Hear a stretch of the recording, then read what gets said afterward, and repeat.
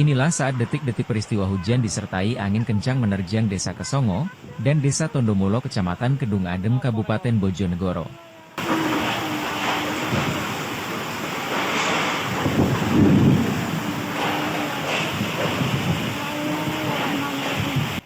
Kencangnya hembusan angin membuat warga ketakutan.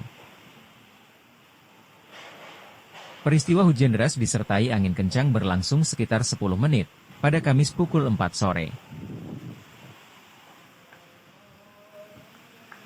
Kepala Pelaksana Badan Penanggulangan Bencana Daerah, atau BPBD Bojonegoro, Laela Nuraini mengatakan, sedikitnya ada 7 desa yang tersebar di 4 kecamatan yang diterjang hujan disertai angin kencang.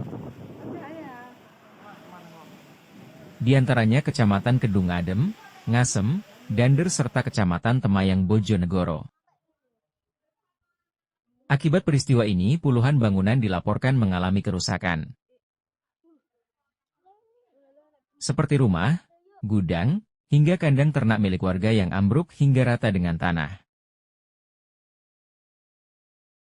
Beruntung tidak ada korban jiwa dalam peristiwa ini, namun kerugian ditaksir mencapai ratusan juta rupiah.